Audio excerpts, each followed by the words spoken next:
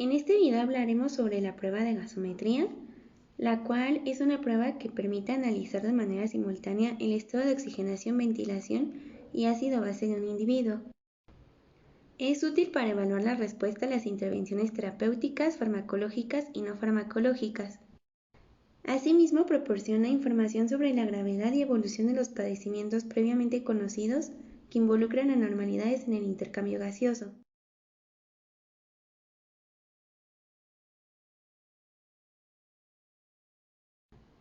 Los materiales y reactivos que se utilizan en el procedimiento de gasometría son jeringas de plástico, agujas, anticoagulantes, se pueden utilizar jeringas preparinizadas, soluciones antisépticas como clorhexidina al 2%, idopovidona solución, torundas de alcohol, gasas estériles, contenedor de desechos resistentes o punzocortantes, guantes estériles, equipo de protección ocular, dispositivo descansabrazo y anestésico tópico como lidocaína simple en solución al 2% en caso de instalar un catéter arterial. Las instrucciones para el paciente previo a la toma de la muestra son que el paciente debe evitar realizar ejercicio intenso antes del procedimiento, debe evitar fumar al menos 2 horas antes de la prueba, no se requiere de ayuno para la toma de muestra, no se debe suspender medicación de base y el paciente debe estar hemodinámicamente estable. El técnico que ejecute la prueba debe recibir y presentarse ante el paciente, va a confirmar la orden emitida por el médico solicitante para la ejecución de la prueba, cerciorándose de que se trate del paciente, explicar al paciente de forma clara y explícita el objetivo de la prueba. Puede emplearse alguna frase como la gasometría arterial es una prueba que sirve para medir la cantidad de oxígeno que hay en la sangre.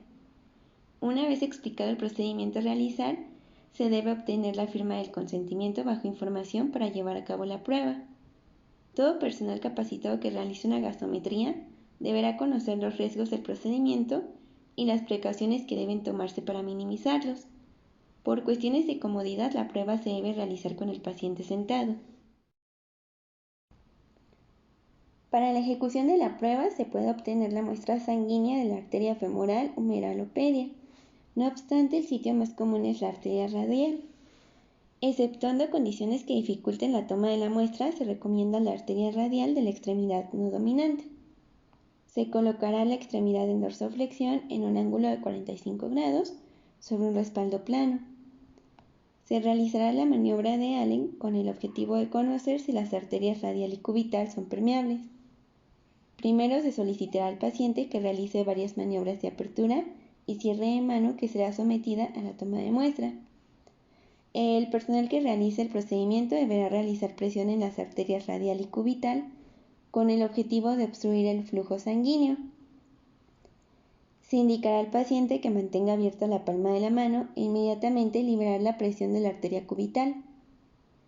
Se observará el retorno de la coloración habitual que no debe exceder a 10 segundos y ser considerada como prueba positiva para la presencia de adecuada circulación colateral. Como se observa en la imagen, la maniobra de Allen en el panel A inicia la compresión de las arterias radial y cubital. En el panel B, el cambio en coloración, que hay una palidez derivada de la oclusión. En el panel C, el retiro de la compresión en la arteria cubital, manteniendo oclusión de arteria radial. Y por último, en el panel D, el retorno de la coloración normal en el sitio de irrigación de la arteria cubital, lo cual es una prueba positiva para circulación colateral. Al confirmarse la presencia de una adecuada circulación colateral, se lleva a cabo la desinfección del área, donde se realizará la punción arterial empleando soluciones antisépticas como iodopovidona en solución o clorhexidina al 2% durante 2 minutos.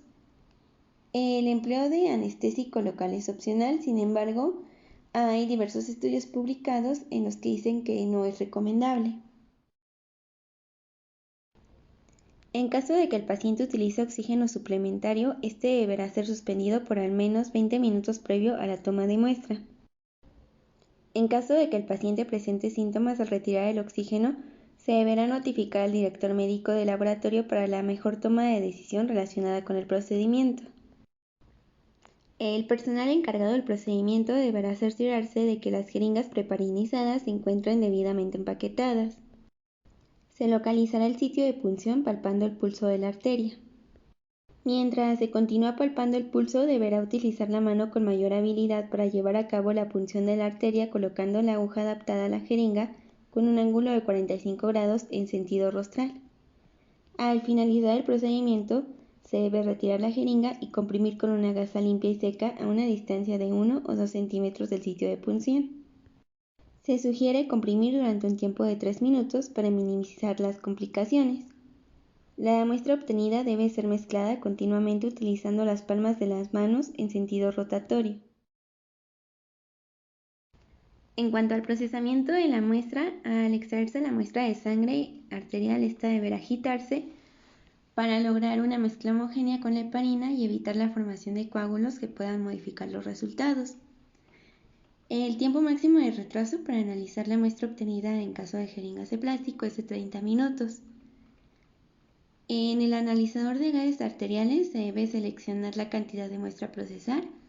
Se requiere entre 95 y 200 microlitros para realizar un adecuado análisis.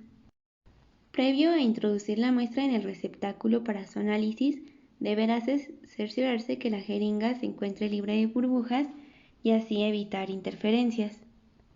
Posteriormente se abrirá el receptor de muestra del analizador y colocar la jeringa para que la sangre sea aspirada.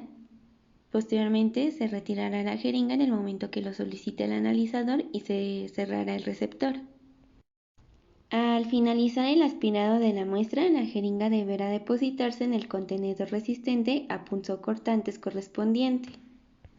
Para finalizar, se deben anotar los datos demográficos del paciente en cuestión, el registro de la temperatura corporal. Cada laboratorio debe contar con un lineamiento para ajustar los resultados de la gasometría a la temperatura corporal del paciente. Pueden existir errores en los resultados de la muestra durante el procesamiento debido a la inclusión de un registro aleatorio de la temperatura. Y para finalizar, se debe imprimir el informe verificando que los resultados sean consistentes. En caso contrario, deberá aparecer un informe en la pantalla, habitualmente en color rojo, lo cual es indicativo de un nuevo análisis. Diversas interferencias pueden afectar los resultados de la prueba.